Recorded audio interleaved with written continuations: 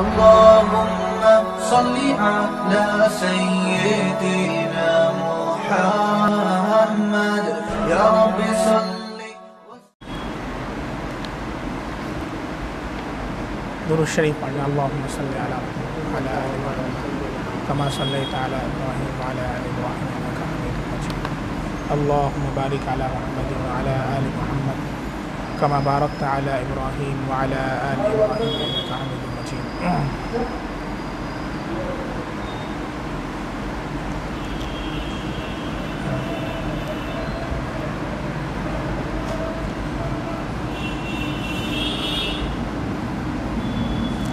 अऊज़ु बिल्लाहि मिनश शैतानिर रजीम। बिस्मिल्लाहिर रहमानिर रहीम। वल्तकुम मिनकुम उम्मतुन यदऊना इलल खैरि व यअमुरूना बिल मअरूफि व यनहौना अनिल मुनकर व उलाइका हुमुल मुफ्लिहून। वला तकूनू कल्लज़ीन तफ़र्रक़ू वख्तलफ़ू मिन बअदि मा जाअहुमुल बय्यिनात व उलाइका लहुम अज़ाबुन अज़ीम। यौम तब्यद्दु वुजूहुन व तस्वद्दु वुजूह फ़अम्मल्लज़ीन अस्वद्दत वुजूहुहुम अकफ़रतुम बअद ईमानिकुम फ़ज़ूक़ुल अज़ाब बिमा कुन्तुम तकफ़ुरून। व अम्मल्लज़ीन अब्यद्दत वुजूहुहुम फ़फ़ी रहमतिल्लाह हुम फ़ीहा ख़ालिदून। तिल्क आयातुल्लाहि नत्लूहा अलैका बिलहक़्क़ वमल्लाहु युरीदु ज़ुल्मन लिलआलमीन। वलिल्लाहि मा फ़िस्समावाति व मा फ़िल अर्ज़ व इलल्लाहि तुरजउल उमूर। सदक़ल्लाहुल अज़ीम। शुरू अल्लाह के नाम से जो बेहद मेहरबान निहायत रहम वाला है। और तुम में एक ऐसी जमाअत होना ज़रूरी है जो खैर की तरफ बुलाया करे और नेक कामों के करने को कहा करें और बुरे कामों से रोका करें, और ऐसे लोग पूरे कामयाब होंगे। और तुम लोग उन लोगों की तरह मत हो जाना जिन्होंने बाहम तफरीक़ कर ली और बाहम इख्तिलाफ़ कर लिया उनके पास अहकाम वाज़िहा पहुँचने के बाद। और उन लोगों के लिए सज़ाए अज़ीम होगी। उस रोज़ की बाज़े चेहरे सफ़ेद हो जाएंगे और बाज़े चेहरे स्याह हो जाएंगे।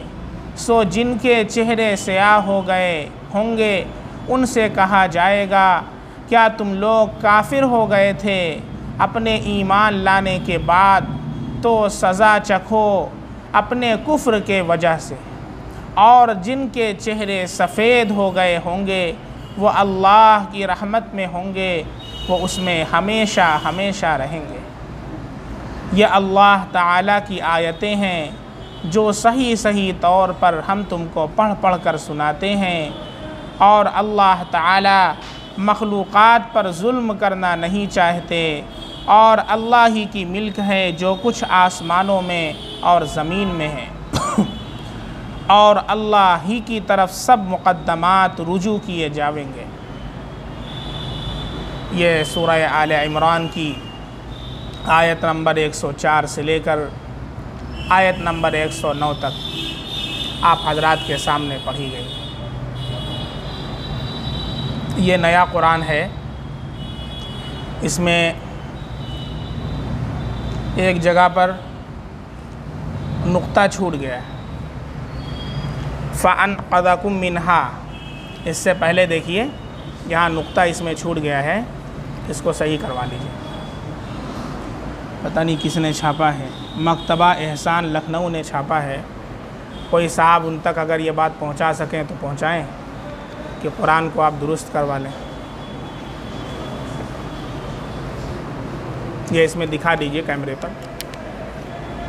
यहाँ पर देखिए नुक्ता छूट गया है।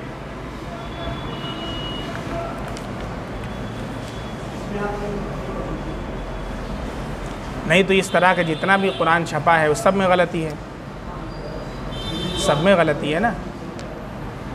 इसके जो पब्लिशर हैं उन तक ये बात पहुंचाइए कि ये अपना दुरुस्त करवा लें।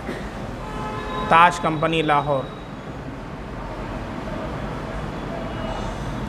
और बहुत सी गलतियां हो सकती हैं, देखना पड़ेगा। और यही कुरान करीम का खासा है। इससे पहले हमने बताया आप हजरात को कि वो यहूदी जो था मामून बिन रशीद के दौर में, खलीफा मामून रशीद के दौर में, तो उसने तौरात के नुस्खे तैयार किए, इंजील के नुस्खे तैयार किए, कुरान के भी नुस्खे तैयार किए। तौरात लेकर के गया उलमा के पास, यहूदी उलमा के पास, और उसके अंदर बहुत सी चीज़ों को उसने इधर का उधर कर दिया, कोई नहीं जान पाया। सब ने उसकी पजीराई की, शाबाश शाबाश, बहुत अच्छा काम तुमने किया, अपने हाथ से लिखा है? कहा हाँ, हाथ से लिखा है। सब ने उसको तोहफ़े तोहफ़े दिए और उसको अपने चर्च की जीनत बना दिया कि बंदे ने अपने हाथ से लिखा है। यही उसने इंजील को लिखा, फिर इंजील के अंदर भी तहरीफ़ कर दी, और वहाँ के जो राहिबीन थे उन्होंने बहुत उसके ऊपर शाबाशी दी और उसको उठाकर चर्च में रख दिया। फिर कुरान के साथ ऐसा किया और कुरान को भी इधर उधर करके उसने पेश किया, तो क्या हुआ कि उलमाए किराम ने उसको बहुत ज़्यादा डांट पिलाई और उसको बहुत सख्त सुस्त कहा और ये कहा, नालायक, तुझे तमीज़ नहीं है, तो कुरान करीम को लिखता है तो आयतों को इधर का उधर कर देता है। यही सबब बना उसके इस्लाम लाने का कि जिस कुरान की हिफाजत अल्लाह रब्बुल इज़्ज़त ने यहाँ तक फरमाई है कि उसका एक ज़बर, एक ज़ेर और एक पेश भी कोई इधर का उधर नहीं कर सकता। देखिए अल्लाह का करम है, एक नुक्ता भी छूटा, मेरी निगाह पड़ी, मैंने फ़ौरन बता दी। ऐसे दुनिया में अल्लाह ने कितने हुफ़्फ़ाज़ पैदा किए हैं जो कुरान करीम को मिटाना चाहते हैं, अल्लाह के कलाम को ख़त्म करना चाहते हैं। अंग्रेज़ों ने सन 1800, अभी आज़ादी का अमृत महोत्सव चल रहा है ना, तो आप हजरात को भी जानना चाहिए कि आज़ादी में उलमाए किराम ने और मुसलमानों ने कितनी क़ुरबानियाँ दी हैं। कम से कम 5 नाम तो आप बता दें। अफसोस होता है मुसलमानों से पूछा जाए तो 5 नाम नहीं बता पाते। 5 नाम मुसलमानों, 5 उलमा के आप नाम बताएं जिन्होंने आज़ादी में हिस्सा लिया। जब हमको नहीं मालूम, अपने बच्चों को हम क्या बताएंगे? और किताबों में क्या पढ़ाया जा रहा है आपको मालूम है? सिलेबस में क्या पढ़ाया जा रहा है? खाली पंडित जवाहरलाल नेहरू, महात्मा गांधी, भगत सिंह, कहीं मुसलमानों का नाम आपको नहीं दिखाया जाएगा। जबकि हकीकत क्या है? हकीकत इसके बरअक्स है। सन 1757 से लेकर सन 1857 तक जंग आज़ादी का आगाज़ कब से हुआ है? 1757 से। 1857 से सारी किताबों में आपको मिलता है ना। उसके पीछे कोई जाना नहीं चाहता है। क्यों? इसलिए कि उससे अगर पीछे जाएंगे तो कोई नाम सिवाय मुस्लिम के मिलेगा ही नहीं।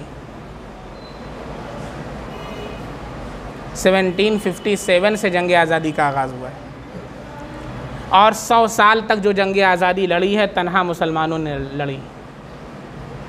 एक नाम कोई गैर मुस्लिम का दिखा दे, जो कहे मैं 1 लाख का इनाम देने के लिए तैयार।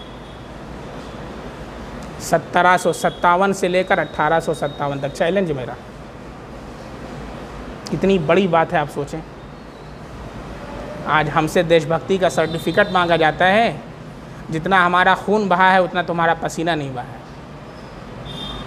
जिस वक्त हमारे उलमा अंग्रेज़ों से जिहाद कर रहे थे अपने मुल्क के लिए, मुल्क को खाली कराने के लिए, उस वक्त तुम्हारे RSS वाले जो थे वो सारे के सारे अंग्रेज़ों की ग़ुलामी कर रहे थे। सब लिखा हुआ है, तारीख़ी हक़ाइक़ है, कोई उसका इनकार नहीं किया जा सकता। लेकिन अफसोस इस पर होता है कि आज सारे सिलेबस को चेंज किया जा रहा है। सारे सिलेबस के अंदर ऐसी बातों को रखा जा रहा है जिसका हकीकत से कोई ताल्लुक़ नहीं, हिस्ट्री से कोई ताल्लुक़ नहीं। अगर आप हजरात को मालूम नहीं है तो अपने बच्चों को आप कैसे बताएंगे? 1757 के अंदर सबसे पहले नवाब सिराजुद्दौला ने पलासी के मैदान में अंग्रेज़ों से लोहा लेते हुए अपनी जान को शहीद किया। वहाँ से आगाज़ होता है जंग आज़ादी। और 1857 के अंदर जो मुश्तरका जंग आज़ादी, ये प्लान बनाया मुसलमानों ने कि भाई हम सब लोग मिल करके मुकाबला करें। और फिर उसके बाद हिंदू हैं, मुस्लिम हैं, सिख सबको शरीक किया। यह 1857 में हुआ है। इससे पहले 1757 से 1857 तक कोई एक नाम नहीं दिखा सकता है। ये जो घर घर तिरंगा की मुहिम चल रही है, इस तिरंगा को किसने बनाया है? तिरंगा को किसने बनाया है? एक मुसलमान खातून ने बनाया है। नाम मालूम है? बताइए जा कर के सब लोगों को घर घर। ये घर घर तिरंगा जो लगा रहे हो, इसको बनाने वाला कोई गैर मुस्लिम नहीं है, एक मुसलमान खातून है जिनका नाम सुरैया बदरुद्दीन तैयब जी हैं, जो हैदराबाद की रहने वाली खातून थी। बात समझ में आ रही है? आज देश के अंदर जो तिरंगा लहरा रहा है आन बान शान के साथ, किसने दिया है देश को? हम मुसलमानों ने दिया है। आज हमसे देशभक्ति का सर्टिफिकेट मांगते हो। और 1857 के अंदर भी जो जंग आज़ादी लड़ी गई है, तो उसके अंदर भी क़यादत सारी उलमा के हाथ में थी। चुनांचे 1857 पर मैदान शामली में जंग शामली होती है। उसमें 2 महाज बनाए जाते हैं। एक महाज अम्बाला पर, जिसकी क़यादत मौलाना जाफ़र थानेसरी रहमतुल्लाह अलैह के पास थी। एक महाज शामली पर, जिसकी क़यादत हाजी इमदादुल्लाह मुहाजिर मक्की रहमतुल्लाह अलैह के पास। बाकायदा ये उलमा कमांडर थे। सब लोग तो हमारे पीछे थे। महात्मा गांधी को कोई जानता नहीं था। हमारे मौलाना शेखुल हिंद मौलाना महमूद हसन देवबंदी रहमतुल्लाह अलैह ने सपोर्ट किया है, तब जाकर के लोग जानने लगे। वरना असल कमांडर मौलाना महमूद हसन देवबंदी हैं, जिन्होंने तहरीक रेशमी रुमाल को ईजाद किया है। अगर उलमाए किराम ना होते तो ना हिंदुस्तान छोड़ो तहरीक चलती, ना अम्बाला केस चलता, ना मुकद्दमा वहाबियान बनता, ना नॉन कोऑपरेशन मूवमेंट चलता, कोई तहरीक न चलती। ये सारी तहरीकें उलमाए किराम ने ईजाद किया। और शाह अब्दुल अज़ीज़ मुहद्दिस देहलवी रहमतुल्लाह अलैह ने सबसे पहले जंग आज़ादी का फतवा दिया है। और उसके बाद पूरे मुल्क के अंदर अंग्रेज़ों से बगावत की लहर फैल गई और सारे उलमा मैदान के अंदर आ गए हैं। चुनांचे अंग्रेज़ मौर्रिख टॉमसन लिखता है 51,000 उलमाए किराम 1857 ईस्वी की जंग आज़ादी में शहीद हुए। यह अंग्रेज़ मौर्रिख लिखता है, मैं नहीं लिखता हूँ। 51,000 उलमाए किराम जंग आज़ादी में शहीद हुए। मुसलमान 51,000 मुसलमान, जिसके अंदर 14,000 उलमाए किराम थे।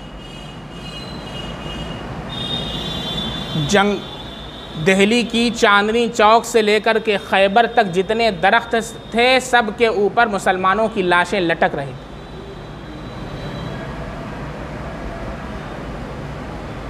टॉमसन लिखता है कि उलमाए किराम को सुअरों की खालों के अंदर बंद करके उनको दरियाए रावी के अंदर डाला जाता और ऊपर से गोलियों का निशाना लगा करके उनको मार दिया जाता।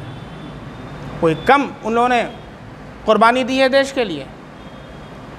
शेखुल हिंद मौलाना महमूद हसन देवबंदी रहमतुल्लाह अलैह, उन्होंने तहरीक रेशमी रुमाल को ईजाद किया था। तहरीक रेशमी एक रेशमी रुमाल था, उसके ऊपर उन्होंने सारा नक्शा बना करके कि कैसे अंग्रेज़ों को यहाँ से भगाना है, और बहुत दूर रस्त वो तहरीक थी। और उसके अंदर सिल करके सिलाई के अंदर वो भेज रहे थे।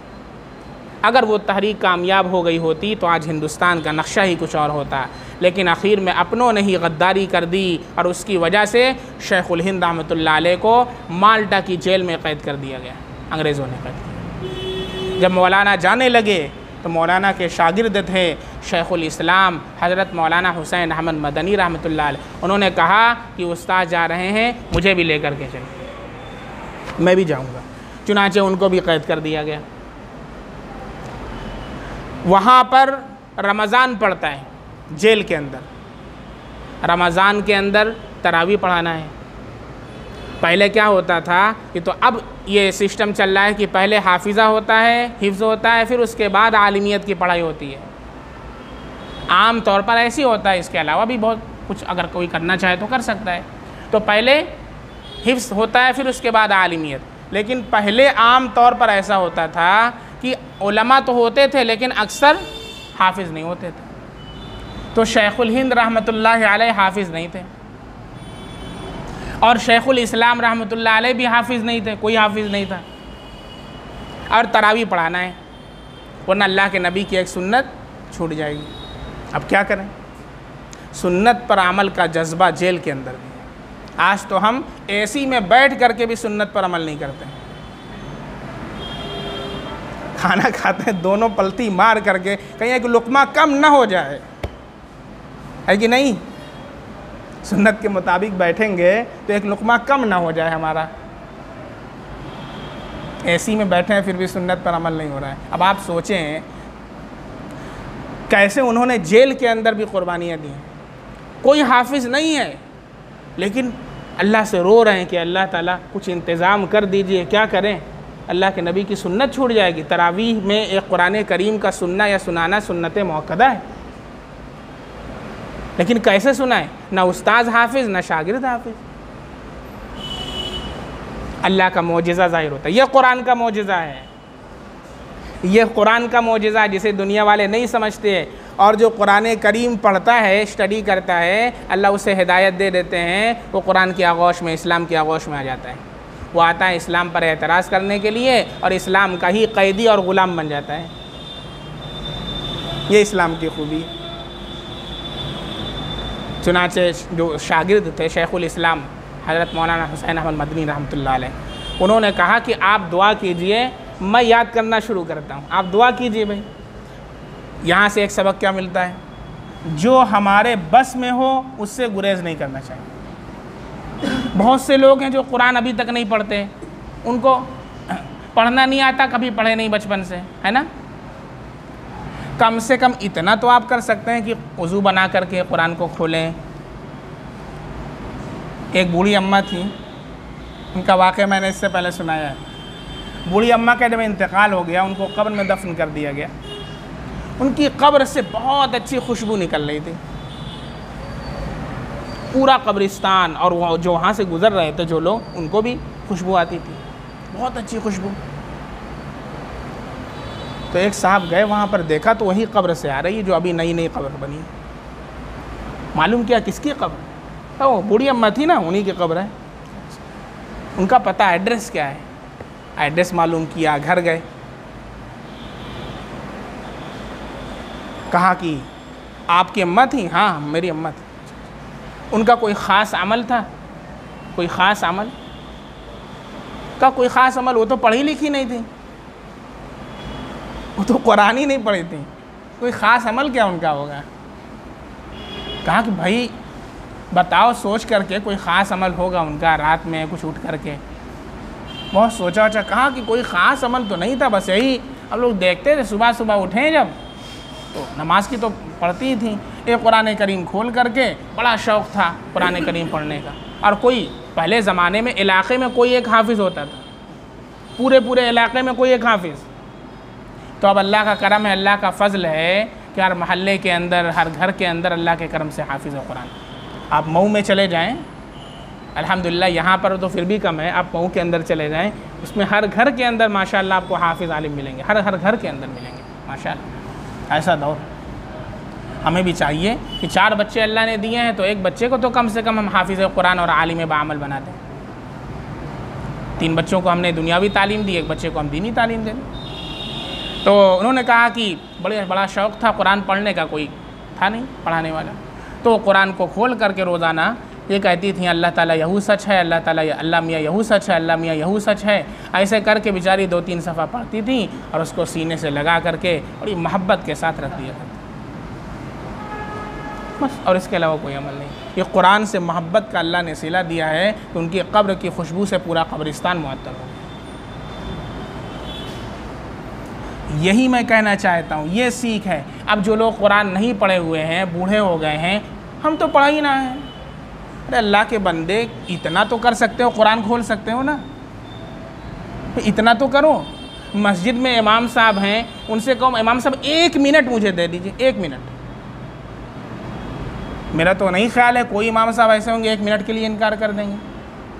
1 मिनट में मुझे रोज़ाना खाली 1 हर्फ पढ़ा दिया, 1 हर्फ, अलिफ, बस।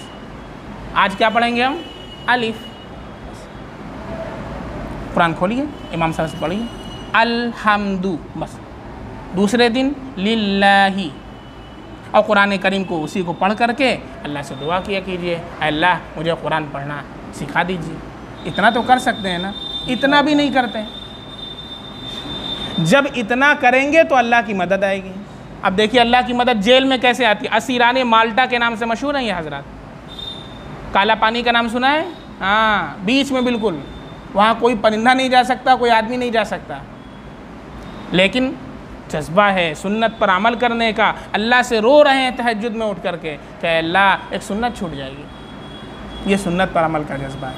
और फिर क्या कहते हैं शेखुल इस्लाम, आप दुआ कीजिए, मैं याद करना शुरू करता हूँ। उस्ताद भी दुआ करते, शागिर्द भी दुआ करते। सुबह को बैठे याद करने के लिए, शाम तक अल्लाह ताला 1.25 पारा याद करवा देते। एक दिन में कितना? 1.25 पारा याद कर लेते। अल्लाह रब्बुल इज़्ज़त ने कुरान करीम को आसान बनाया है। पूरी दुनिया की कोई किताब का हाफिज़ कोई मुझे बता दीजिए, कोई ला करके खड़ा कर दीजिए, पूरी दुनिया से कोई किताब का कोई हाफिज़ हो। और जो याद वाद करके एग्ज़ाम देते हैं, पर्चा वर्चा देते हैं, वो खाली 4 दिन की बात होती है। ऐसा नहीं है कि कभी भी कोई आ जा रहा है, आओ चला सुनाओ तो ज़रा मैथमेटिक्स की वो वाली जो नोट रटे थे, रट्टा मारे थे, सुनाओ तो, अरे भैया भूल गए। कुरान ऐसा नहीं है, चलते फिरते हाफिज़ कुरान बता देंगे कौन पारा है, किस सूरत में है, कहाँ पर है। यह अल्लाह ने कुरान का मौजिज़ा अता फरमाया है। और दूसरी बात, कुरान को जब पढ़ेंगे वो नहीं लगेगी। सूरह फातिहा पढ़ रहे हैं ना 20 साल, 30 साल, 40 साल, 50 साल से, कभी उकताहट महसूस हुई? कभी ऐसा लगा अरे यार रोज़ाना ही अल्हम्दुलिल्लाह? कभी ऐसा लगा? जब पढ़ेंगे नया लगेगा। पेपर कल का रखा होगा आपके घर, पेपर वगैरह बहुत से लोग पढ़ते हैं, कल वाला जाकर के पढ़ लीजिएगा आज तो। चलिए आज पढ़ लेंगे, चलो आज हम पढ़ेंगे, दूसरे दिन फिर जाके पढ़िएगा तो वही वाली हेडिंग। 1 महीने तक पढ़ के ज़रा मुझे बता दीजिएगा, कोई पढ़ेगा पेपर? नहीं पढ़ेंगे। कुरान का ये मौजिज़ा है, रोज़ाना वही सूरत पढ़ेंगे, रोज़ाना नया लगेगा। ये कुरान का मौजिज़ा। और आँखें अगर हो बंद तो फिर दिन भी रात है। कोई अगर इतना बड़ा मुतासिब बना हो, हट धर्म हो, खूंटा यहीं गड़ेगा, जानबूझ करके कीड़ा निकालता हो, फिर अल्लाह कहता है सुम्मुम बुकमुन उम्युन फहुम ला याक़िलून। अल्लाह कहता है कि ऐसे लोग तो बहरे हैं, अंधे हैं, गूंगे हैं, जानबूझ करके। जैसे कुछ लोग होते हैं सोते नहीं, सोने की एक्टिंग करते हैं। सोने की, जो जागा हो और सोने की एक्टिंग कर रहा हो, उसे तो कोई नहीं जगा सकता। हाँ भाई, जो सो रहा उसे तो जगा सकते हैं। सोने वाले को जगाना आसान है, लेकिन जो सोने की एक्टिंग कर रहा हो उसे लाठी मारेंगे तभी नहीं उठेगा। सो सोने की एक्टिंग कर रहा है, वो सो नहीं रहा है, नालायक। ऐसे ही कुछ लोग हैं जो कुरान करीम में जानबूझ करके कीड़ा निकालते हैं। सब कुछ अल्लाह ने हक़ाइक़ सामने कर दिए हैं। कोई ऐसी किताब पूरी दुनिया के अंदर नहीं जो इस किताब का ज़र्रा बराबर मुकाबला कर सके। अरबी लैंग्वेज ऐसी है कि दुनिया की कोई लैंग्वेज ऐसी नहीं कि 1 सेकंड के लिए अरबी के सामने खड़ी हो सके। मैं तो कई साल से चैलेंज कर रहा हूँ, अरबी लैंग्वेज के सामने कोई लैंग्वेज 1 सेकंड के लिए खड़ी नहीं हो सकती है। 1 सेकंड के लिए, हाँ, नहीं हो सकती है, नहीं हो सकती है। कैसे नहीं हो सकती है? मान लीजिए कोई आप एक्सपर्ट लाइए, इंग्लिश का एक्सपर्ट है, उससे पूछिए घोड़े की इंग्लिश बताओ क्या है। घोड़ा कहेगा हॉर्स। वो घोड़ा जो है ना, वो चितकबरा घोड़ा है, उसकी इंग्लिश बताओ चितकबरा घोड़ा की, उसके लिए भी हॉर्स नहीं। अरबी में घोड़े के लिए 800 अल्फाज हैं, एक वर्ड नहीं है अरबी में। बहुत बताओगे, इंग्लिश में 10 तो बता दोगे, और कितना बताओगे? अरबी में कितना है? 800 अल्फाज खाली घोड़े के लिए। ये अरबी की वुसाअत है, इसे पूरी दुनिया को चैलेंज करती है अरबी लैंग्वेज। इसके सामने एक सेकंड के लिए कोई लैंग्वेज टिक नहीं सकती। ये अल्लाह की ज़ुबान, ये कुरान की ज़ुबान, ये जन्नत की ज़ुबान, ये फरिश्तों की ज़ुबान, ये अंबिया की ज़ुबान। और शुक्र करो अल्लाह ने तुम्हें ये कुरान अता फरमाया है। कम से कम इतना तो हम कर लें, जो हजरात नहीं पढ़ना जानते तो नियत कर लिया भाई इंशाअल्लाह कि कुरान पढ़ेंगे। खाली 4 सूरत पढ़ते चले आ रहे हैं, कुल या अय्युहल काफिरून, कुल हुवल्लाहु अहद, कुल औज़ु बिरब्बिल फलक, कुल औज़ु बिरब्बिन नास। चारों रकात में यही सूरत। कभी अल्लाह ने तौफीक दी, दिल के अंदर कभी ख्वाहिश पैदा हुई कि कोई और सूरत भी हम याद कर लें। ये कुरान से मोहब्बत का तकाजा है ना। और नहीं अगर तौफीक हो रही तो अल्लाह के सामने रोएं कि अल्लाह हमसे आप नाराज़ तो नहीं है, क्यों नहीं हो रहा है? ये तो फॉर्मेलिटी हम पूरी कर रहे हैं, काम तो चल ही रहा है। तो ऐसा ही है, हर साल ईद पर तो नया नया कपड़ा सिलवा रहे हैं कि नहीं?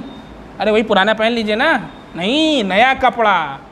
और नमाज में सूरत वही पुरानी चलेगी ना। चल रहा है काम, घड़ियाँ चल रही है ना। ये दीन के साथ हमारा मामला है मुसलमान। हंसने का मकाम नहीं, रोने का मकाम। जब उन्होंने कोशिश की, हिम्मत की, अल्लाह से दुआ मांगा, कुरान को खोला, पढ़ना शुरू किया, याद करना शुरू किया, अल्लाह अब तेरे हाथ में है। अल्लाह ने सुबह से शाम तक में 1.25 पारा याद कराया। 1.25 पारा, एक पेज नहीं, 1.25 पारा। और सुबह याद करते सुबह से शाम तक, और शाम को तरावी के अंदर अपने उस्ताद को वो पूरा 1.25 पारा सुनाते। फिर दूसरे रमज़ान को, फिर तीसरे रमज़ान को, इधर रमज़ान मुकम्मल होता है, इधर कुरान करीम के हाफिज़ बन जाते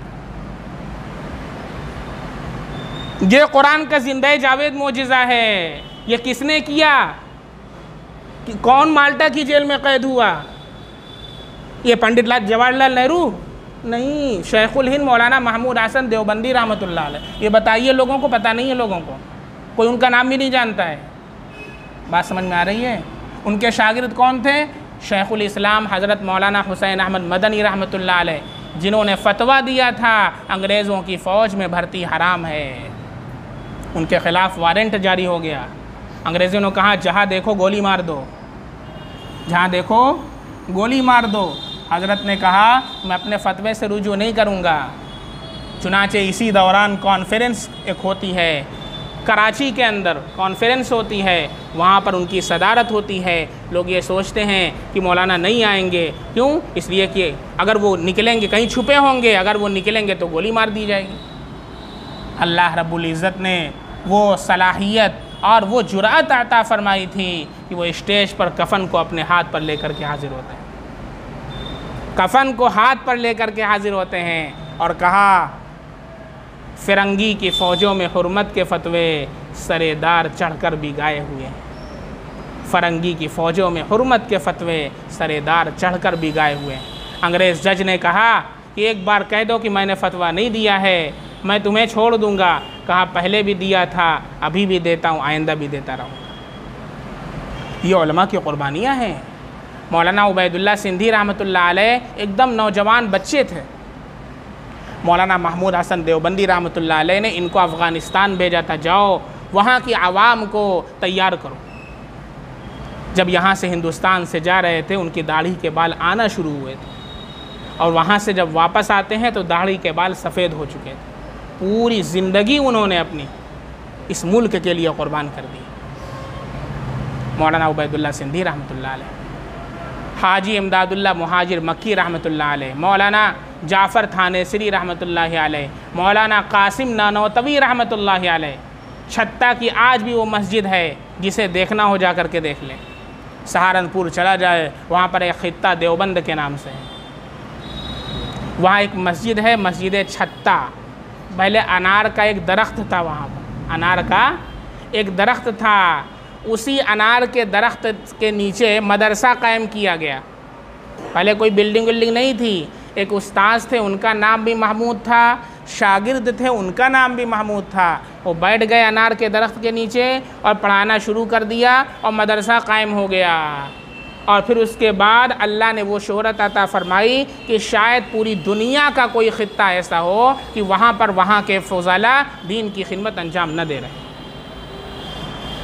अनार का दम। उसी मस्जिद छत्ता के अंदर मौलाना कासिम नानोतवी रहमतुल्लाहि अलैह जो दारुल के बानी थे, अंग्रेज़ आया, उनके ख़िलाफ़ वारंट जारी हो चुका था पकड़ने के लिए, खड़े थे, आया, इतने सादा तबीयत, सादा कपड़ा कि कोई पहचान ही नहीं सकता था कि यही मौलाना कासिम नानोतवी रहमतुल्लाह। सुबह फजर से पहले उठ जाते, तहज्जुद पढ़ करके चले जाते, किसी गांव में जा करके फजर की नमाज़ पढ़ते, किसी गांव की मस्जिद में।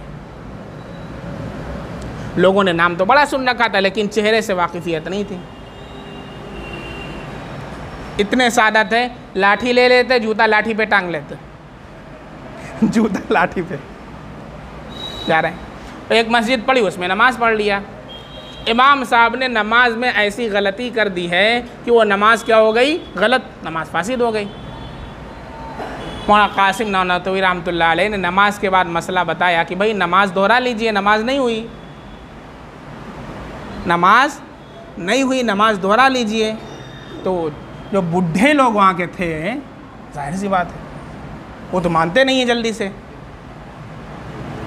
लड़ाई कर लिए मौलाना कासिम साहब से, आस्तीन चढ़ा लिए और उनको बूढ़ा भी बोल दिए हैं कि बूढ़े खुसट आए हो, मसला बताए।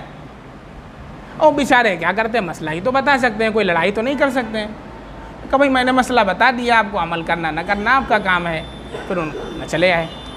फिर जब सुबह हुई तो फिर लोगों ने कहा कि जाओ दारुल उलूम, वहाँ जा कर के मसला पूछो, आज ऐसा ऐसा हुआ है, एक खुसट बूढ़ा आया था, उसने कहा नमाज नहीं हुई है। वहाँ का वफ्द गया पूछने के लिए, वहाँ के सारे उलमा जो थे बड़े बड़े, उन्होंने कहा कि वही खुसट बूढ़ा जो था ना, वही कमरे में जाके वही से मसला पूछो, वही बताता है मसला। जब सब लोग बाहर से देखें कि अरे तो वही खुसट बूढ़ा है, जो मसला बताया था वही बैठा है अंदर। इसीलिए कहा जाता है मैला लिबास देख करके फ़ैसला न कर, मैं कौन सा दरख्त हूँ ये फल बताएगा। किसी के लिबास को देख करके कोई फ़ैसला न किया।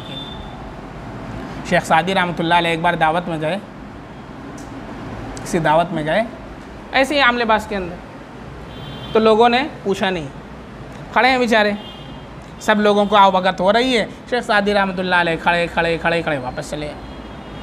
फिर उसके बाद अपना जुब्बा मंगाया, कुब्बा मंगाया, लाठी हमामा पहन करके तब गए। अरे हजरत आइए, हाँ बैठिए, हाँ बैठिए। फिर उसके बाद अरे उल्ला रेकाबी लाओ, रेकाबी आई। जब सामने हजरत ने अपने जुब्बे का ये किनारा निकाला और उसी रेकाबी में बोलने लगे, डालने लगे। कह रहे अरे ये क्या कर रहे हैं, ये क्या कर रहे हैं। फिर इसी को खिलाओ खाना, इसी को खिलाओ, पहले भी मैं आया था, अभी मैं आया हूँ, फ़र्क इतना है कि अभी ये जुब्बा पहन लिया है, इसी को खिलाओ, इसी की तुम इज्जत करते हो। यही हाल हमारा है, जुब्बा कुब्बा, बस जुब्बा कुब्बा नहीं है, काम ख़त्म। शेख सादी रहमतुल्लाह अलैह के वाक़या सुना है। मौलाना कासिम नानोतवी रहमतुल्लाह अलैह, वो हुज्जतुल इस्लाम रहमतुल्लाह अलैह, हुज्जतुल इस्लाम, इस्लाम की हुज्जत। आज जो उनकी उर्दू की लिखी हुई किताबें हैं ना, उर्दू की, उसको भी समझने के लिए कोई बड़ा से बड़ा प्रोफेसर जो कॉलेज में पढ़ाता है 30 मरतबा पढ़ेगा तब भी नहीं समझ सकता। उर्दू इतनी हार्ड थी, अरबी कितनी हार्ड रही होगी, क्या इल्म था हज़रत का। हमारे उस्ताद हैं हज़रत मौलाना खुर्शीद साहब गयावी, इस वक्त हेड मास्टर हैं दारुल उलूम। उन्होंने ख़ुद हमें दौरान दर्स बताया कि हज़रत की किताब है तकरीर दिल पज़ीर, नाम तो बड़ा उम्दा है। तकरीर दिल पज़ीर को मैंने कम से कम 20 बार पढ़ा है, तब जा कर के मुझे कुछ हवा लगी। उर्दू में किताब है वो। तब जब अंदर गए कहने लगे अरे हम लोग मसला पूछने आए हैं। कहा मसला तो मैंने वहीं बता दिया था, मसला तो वहीं पर बता दिया था। कहा कि वहाँ का हम लोग आपको समझ नहीं सके कि आप ही मौलाना कासिम नानोतवी। हाँ वही मसला है जो मैंने उस वक्त बताया था, वही मसला यहाँ पर भी। वही मौलाना कासिम नानोतवी रहमतुल्लाहि अलैह मस्जिद छत्ता के अंदर थे। अंग्रेज़ आया जिनके ख़िलाफ़ वारंट जारी हो चुका था पकड़ने के लिए। उन्हीं से पूछता है मौलाना कासिम को देखा है, चूँकि इतने सादा थे कि कोई समझ ही नहीं सकता था ये मौलाना कासिम होंगे, इतनी बड़ी शख्सियत हिंदुस्तान की। कहा क्या कहा, क्या मौलाना कासिम को देखा है।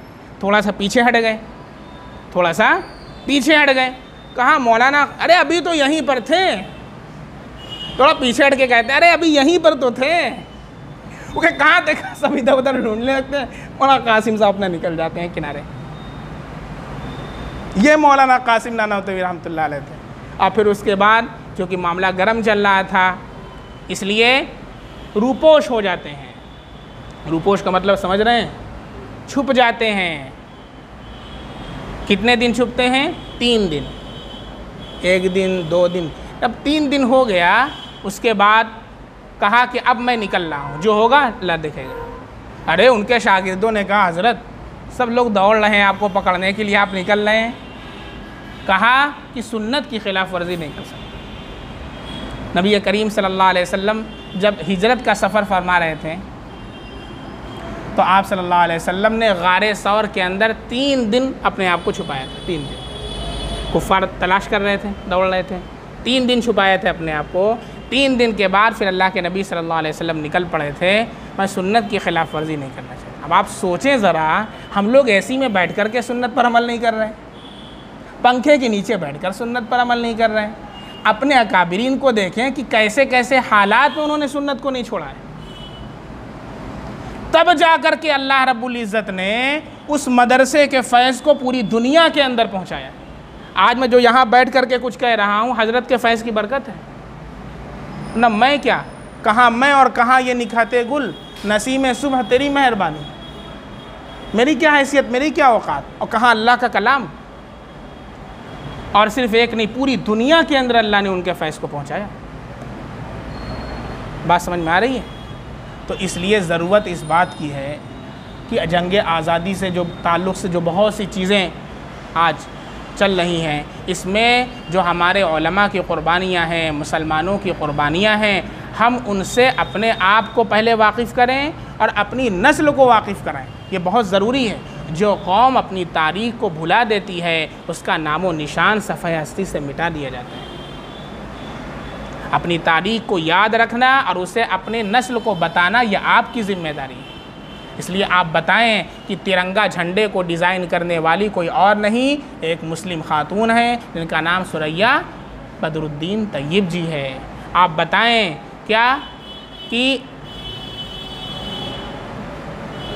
जो आज़ादी का नारा है, आज़ादी का नारा मौलाना हसरत मोहानी इनक़िलाब ज़िंदाबाद, इनक़िलाब ज़िंदाबाद का नारा किसने दिया था? हज़रत मौलाना हसरत मोहानी रहमतुल्लाह अलैह ने दिया था। आप ये बताएं कि ज़ोर कितना बाजुए कातिल में है ना? देखना है ज़ोर कितना बाजुए कातिल में है, सरफरोशी की तमन्ना अब हमारे दिल में है। ये जो लाइन है ये किसने लिखा था? बिस्मिल आज़िम आबादी ने। ये मुसलमानों के ये नारे हैं जिन्होंने आग पर तेल का काम किया था और लोगों के अंदर जोश आज़ादी को भड़का दिया था। तब जा कर के ये देश अंग्रेज़ों के चंगुल से आज़ाद हुआ। लेकिन क्या गलती हुई? आज़ादी के बाद जो उलमाए किराम थे उन्होंने कहा कि देखें हमें सियासत से कोई लेना देना नहीं, ये गलती हो गई। आज उसका खमियाजा हम लोगों को भुगतना पड़ रहा है। क्या कहा मुसलमानों ने, उलमाए किराम ने, कि भाई ऐसा है कि देखो हम लोगों ने जो लड़ा था वो अल्लाह के लिए। किसके लिए? अल्लाह की रज़ा के लिए लड़ा था। अब मुल्क आज़ाद हो गया है, पंडित जवाहरलाल नेहरू थे और ये लोग आप लोग लीजिए और मुल्क को संभालिए। हम लोग वापस फिर अपने अपने रास्ते पर जाते हैं। चुनांचे उलमाए किराम ने अपने मदारिस का रुख कर लिया और उन्होंने खुश करने के लिए मौलाना अबुल कलाम आज़ाद को तालीम वज़ीर तालीम बना दिया। सबसे पहले वज़ीर तालीम कौन है हिंदुस्तान के? हज़रत मौलाना अबुल कलाम आज़ाद। मौलाना थे वो, इतनी बढ़िया इंग्लिश बोलते थे कि जब अंग्रेज़ कोई आता था, अंग्रेज़ एम्बेसडर, तो उसके बात करने के लिए पंडित नेहरू नहीं आगे जाते थे, मौलाना को आगे करते थे। मौलाना की इंग्लिश, इंडिया विंस फ्रीडम पढ़ लीजिएगा, हज़रत की लिखी हुई है, इंडिया विंस फ्रीडम। बहुत ज़बरदस्त इंग्लिश थी। तो मौलाना को वज़ीर तालीम बना दिया और बकिया सबको लालीपॉप दिखा करके सारी सियासत और सारे हिंदुस्तान पर इन्होंने कब्ज़ा कर लिया। अब ये हालात आते हैं कि इन हालात के अंदर मुसलमानों के सामने कोई रास्ता नज़र नहीं आ रहा।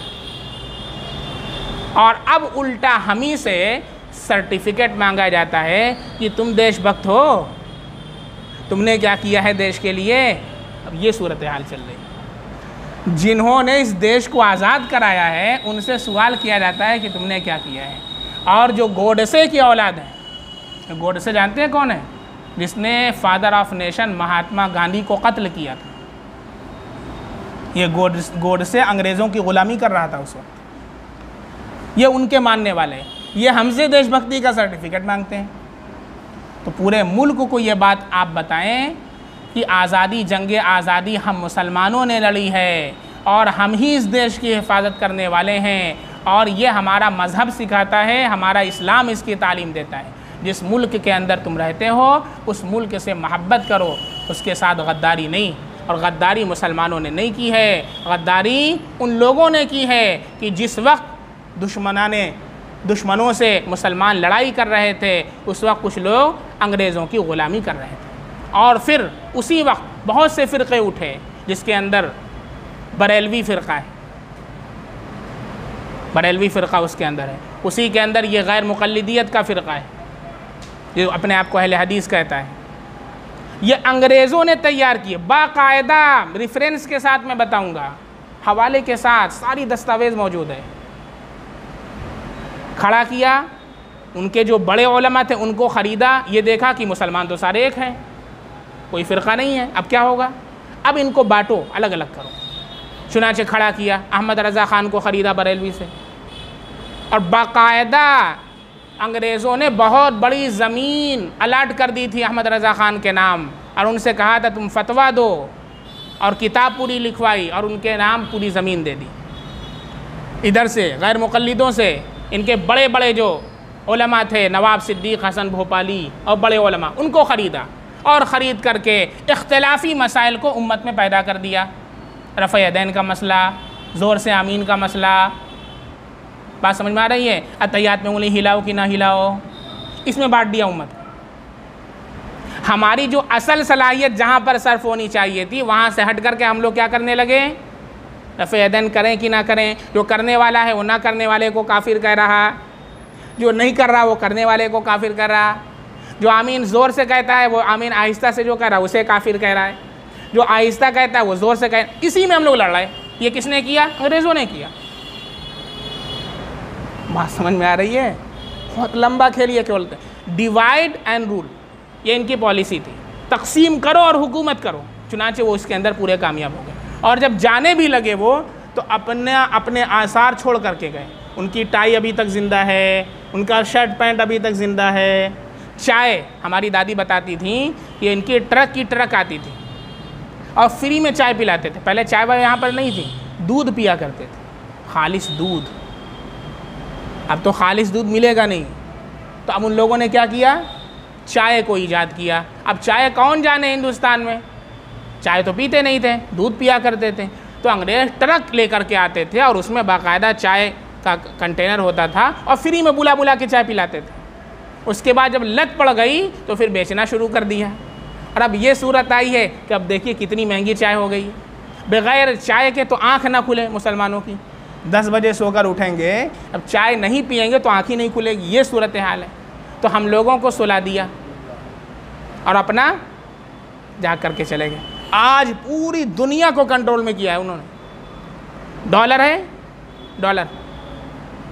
डॉलर की कीमत बढ़ेगी, उससे कंपेयर किया जाएगा सारे मुल्क की करेंसी को डॉलर से। क्यों ऐसा होता है भाई? क्यों इंडियन करेंसी से क्यों नहीं कंपेयर किया जाता? आज़ादी का अमृत महोत्सव मनाया जा रहा है तो कहिए करेंसी से ज़रा कंपेयर करें डॉलर को, पता चल जाएगा।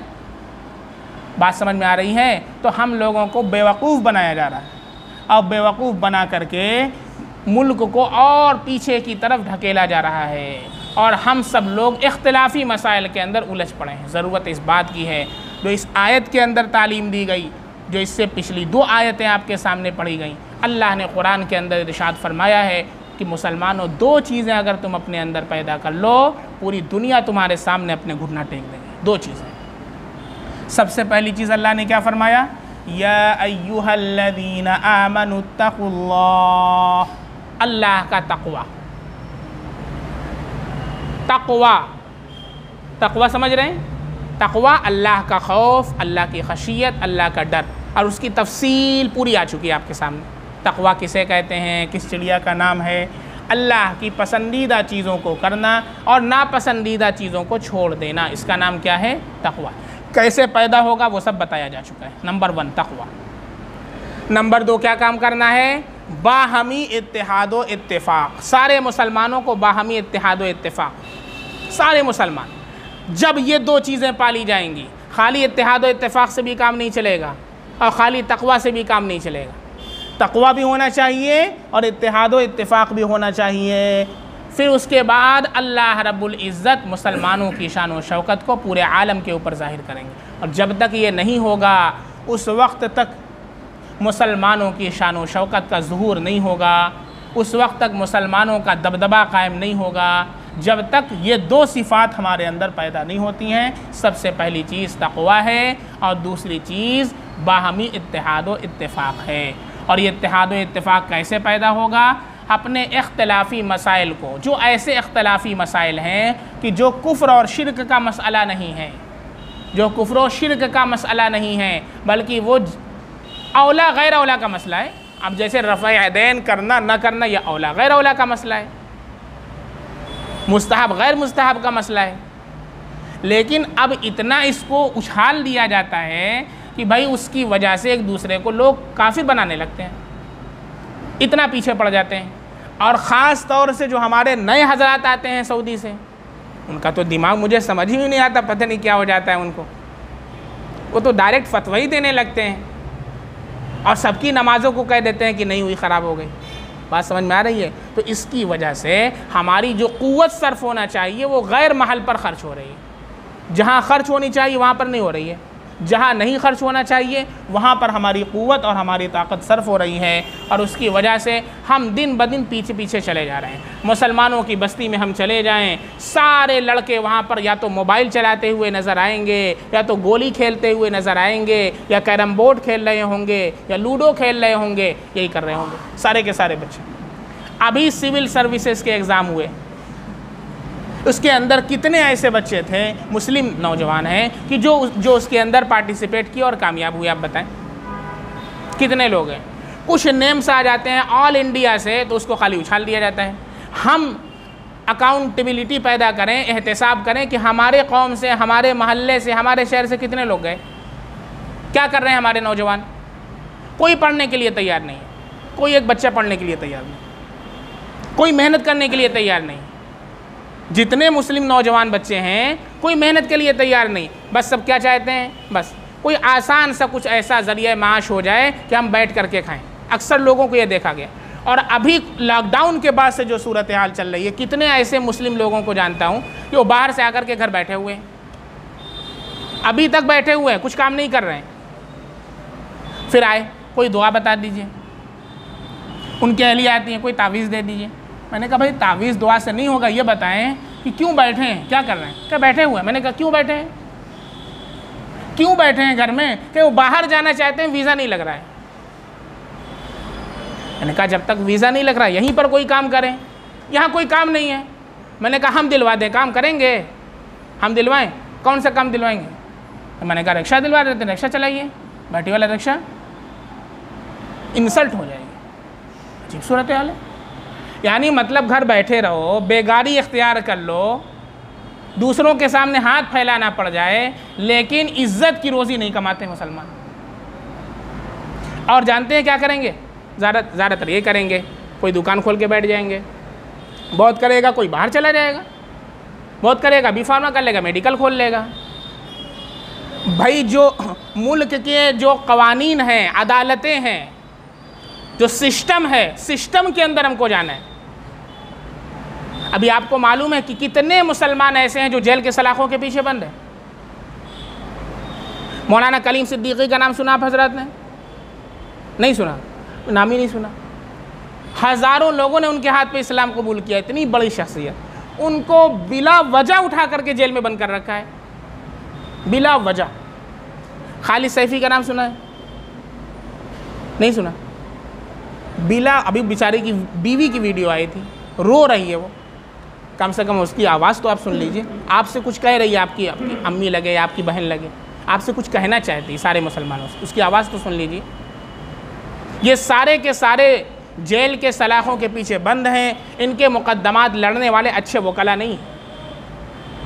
जजेस का रोना हम रोते हैं, लेकिन हम अपने बच्चों को जज बनाने के लिए तैयार नहीं। कौन बना जज बताइए? एक डॉक्टर इरफान साहब हैं, उनकी एक बच्ची है, वो बनी है, और एक और 2-3 लोग बने। कोई पढ़ना ही नहीं चाहता है। जो बच्चे आगे जाना चाहें, हमारे स्कूल की तरफ से ऑफ़र है, इंशाअल्लाह 90% से ऊपर नंबर लाएं, उनका सारा खर्चा बर्दाश्त किया जाएगा। पढ़ना ही नहीं चाहते मुस्लिम कौम। अब किस बात का रोना रोएं? दीनी तालीम के अंदर आइए, मदरसे के अंदर भी ना अच्छे आलिम हैं, ना अच्छे हाफिज़ हैं, ना अच्छे मुफ्ती हैं। कुछ दिन के बाद ये सूरत हाल पैदा होगी कि एजुकेशन नाम की कोई चीज़ नहीं, दीन की तालीम के नाम की कोई चीज़ नहीं। जहालत इतनी आम हो जाएगी कि नमाज के लिए लोग खड़े होंगे, कोई नमाज पढ़ाने वाला नहीं मिलेगा। मसला गलती हो जाएगी, नमाज के अंदर गलती हो जाएगी, कोई सही मसला बताने वाला नहीं मिलेगा कि नमाज हुई कि नहीं हुई। सजदे सहू से काम चला लिया जाएगा। और बहुत सी ऐसी गलतियां हैं कि सजदे सहू कर लें फिर भी नमाज फासिद। बात समझ में आ रही? तो इसलिए ज़रूरत इस बात की है कि हम सब लोग अब तो बेदार हो जाएं। ऐसे हालात चल रहे, हम लोग कब बेदार होंगे? और एक लाहे अमल तय करें, एक मंसूबा तैयार करें, तजवीज़ करें। और ये हम लोग कोई काम करते हैं तो फ़ौरन दूसरे दिन सोचते हैं कि उसका नतीजा निकल जाए, रिज़ल्ट निकल जाए। ऐसा नहीं होता है। ये RSS वाले ने जो आज खेती काट रहे हैं, ये 50 साल पहले से मेहनत कर रहे हैं, और आज सिस्टम में उन्होंने अपने सब लोगों को भर दिया है। 50 साल से मेहनत करते आ रहे हैं। हम लोग कोई मेहनत के लिए तैयार नहीं। इसलिए ज़रूरत इस बात की है कि सबसे पहले संजीदा हो जाए। एक वक्त बना लें, मोबाइल हमको कब से कब तक यूज़ करना है। मोबाइल उठाया, 6 घंटे तक मोबाइल ही चला रहे हैं, पूरी रात मोबाइल ही देख रहे हैं, सुबह नमाज छोड़ करके सो रहे हैं 11 बजे तक। ये मुसलमानों की ज़िंदगी चल रही है इस वक्त। तो इस तरीक़े से मुसलमानों कभी अल्लाह की मदद नहीं आने वाली है। सबसे पहले अपने हालात को तुम बदलो। समझ में आया? सबसे पहले अल्लाह से तौबा करो, गुनाहों को छोड़ो, हर चीज़ का एक वक्त मुकर्रर करो। मोबाइल के अंदर हराम, ये ज़रूरत के लिए है। मोबाइल किस लिए है? ज़रूरत के लिए। तो हमको फ़ोन करना है, व्हाट्सएप पर ज़रूरी काम के लिए हम कर सकते हैं। उस पर नाजायज़ काम कर रहे हैं, फ़िल्म देख रहे हैं, मूवी देख रहे हैं, गाना सुन रहे हैं, इसके लिए तो मोबाइल लेना जायज़ ही नहीं है, ना मोबाइल इस्तेमाल करना जायज़ है। अगर कंट्रोल नहीं है अपने ऊपर, हज़रत मौलाना मुफ्ती तकी उस्मानी साहब का फतवा है कि जिस शख्स को अपने नफ्स पर यह कंट्रोल ना हो कि वो बड़ा मोबाइल रखेगा तो उसके अंदर गाना सुनने लगेगा, उसके अंदर मूवी देखने लगेगा, उसके अंदर हराम करने लगेगा, तो उसके लिए फिर बड़ा मोबाइल रखना जायज़ नहीं है। वो सादा मोबाइल यूज़ करे। अगर कंट्रोल नहीं है आपको अपने ऊपर कि हम बड़ा मोबाइल रखेंगे तो हम हराम से बच जाएंगे, अगर इतना कंट्रोल है तब तो ठीक है। कोई हराम तस्वीर आती है तो फ़ौरन उसको आप हटा दें, ये नहीं कि फिर उसको फिर क्लिक करके अंदर घुस जाएं। ऐसा यहूदियत का सिस्टम चल रहा है कि आप कुछ भी खोलेंगे ना, मोबाइल फेसबुक खोलेंगे, सबसे पहला जो ऐड आएगा वहाँ पर वो एक नंगी लड़की वहाँ खड़ी होगी। ये हमारे ईमान को तबाह किया जा रहा है। मुसलमानों याद रखो, जब हमारे ईमान को तबाह व बर्बाद कर दिया जाए फिर कोई भी ताकत हमारी मदद नहीं कर सकती है। अल्लाह रब्बुल इज़्ज़त जब हमसे नाराज़ हो जाएगा कोई ताकत हमारी मदद नहीं कर सकती। और ये हम नहीं, अंग्रेज़ इसका एतराफ़ कर रहे हैं। 1857 ईस्वी की जंग आज़ादी में जब मुसलमानों ने जंग आज़ादी लड़ी और उस वक्त अंग्रेज़ों को कामयाबी मिली और मुसलमान नाकाम हो गए, तो उस वक्त अंग्रेज़ों ने एक मीटिंग बुलाई और पूछा कि ये बताओ हिंदुस्तान पर तुम्हारी हुकूमत कैसे कायम रह सकती है। तो उस वक्त हिंदुस्तान का जो सबसे बड़ा उनका मुशीर था डॉक्टर विलियम, उसने जो बात कही थी उसको आप लोग गौर से सुने। उसने कहा था कि मुसलमानों ने जंग आज़ादी लड़ी है हिंदुस्तान के अंदर। असल जंग आज़ादी है वो किसने लड़ी है? मुसलमानों ने लड़ी है। ये डॉक्टर विलियम की रिपोर्ट है। और जब तक मुसलमानों के अंदर जज्बे जिहाद मौजूद है उस वक्त तक हम इनके ऊपर हुकूमत नहीं कर सकते, हमको भगा देंगे ये। आज अगरचे हार गए लेकिन कल हमको भागना पड़ेगा। अगर तुम चाहते हो, सारे अंग्रेज़ के बड़े बड़े वहाँ पर लोग मौजूद थे, उसने कहा अगर तुम चाहते हो कि हिंदुस्तान पर तुम्हारी हुकूमत बाकी रहे, तुमको दो चीज़ों को ख़त्म करना पड़ेगा। सबसे पहली चीज़ क्या है? मुसलमानों के अंदर से जज्बे जिहाद को ख़त्म कर दो। और उसको कैसे ख़त्म होगा? उसके ख़त्म करने से पहले ज़रूरी है कि मुसलमानों के बीच से कुरान को और उलमाए किराम को ख़त्म कर दो। ये दो चीज़ें अगर ख़त्म हो गई तो इनके बीच से जज्बे जिहाद ख़त्म हो जाएगा और फिर हम आसानी से इनके ऊपर हुकूमत करेंगे। चुनांचे फिर उन्होंने इस पर अमल किया है। 1861 से लेकर के 1863 तक 3 लाख कुरान करीम के नुस्खे जला दिए। 3 लाख कुरान करीम के नुस्खे। और उलमाए किराम की जहाँ बात आती है, 14,000 उलमाए किराम को फांसी के फंदे पर लटका दिया। बात समझ में आ रही है मुसलमानों? ये बात तो अंग्रेज़ समझ रहा है, हम मुसलमान नहीं समझ रहे हैं। ये अफसोस इस बात का है। बात समझ में आ रही है? इसलिए अभी भी मौका है, अगर हम अपने अल्लाह से तौबा कर लें, आंसू बहा दें अल्लाह के सामने, अपने गुनाहों की माफ़ी अल्लाह से मांग लें, हराम जो करते हैं उसे छोड़ दें, अल्लाह के सामने गिड़गिड़ाएं, रोएं कि अल्लाह तो हमने जो गुनाहें किए अल्लाह उसे माफ़ फरमा दे, और अपने अंदर तक़वा की जो नेमत तक़वा की सिफ़त है वो हम पैदा कर लें, और सारे मुसलमान इत्तेहाद व इत्तेफाक का मुज़ाहरा करें। आज भी वो दिन दूर नहीं, अल्लाह की मदद शामिल हाल होगी और मुसलमानों की शान व शौकत का इजहार अल्लाह पूरे आलम के ऊपर फरमाएंगे। और अगर वो इख्तियार नहीं करते हैं, वो दिन दूर नहीं कि फिर हमारे ही आमाल की बदौलत वो शामत आवेगी। और इसके अंदर कहा जाता है कि गेहूं के साथ घुन भी पिस जाता है, गेहूं के साथ घुन भी पिस जाता है, तो वो सूरत हाल होगी। अल्लाह रब्बुल इज़्ज़त वो दिन न लावे। अल्लाह ताला हम सब की हिफाजत फरमावे, मुस्लिम उम्मा की हिफाजत फरमावे। इसलिए अभी से हम लोग लाए अमल तय करें, अपने बच्चों का निशान तय करें, अपने बच्चों का उठना बैठना देखें, किसके साथ उठ रहा है, किसके साथ बैठ रहा। लड़की घर से बाहर जा रही, कहाँ पर निकाब अंदर जा रहा, और फिर उसके बाद लड़की कहाँ जाती है और किसके साथ सेटिंग चल रही है। ये जौनपुर की सूरत हाल चल रही है।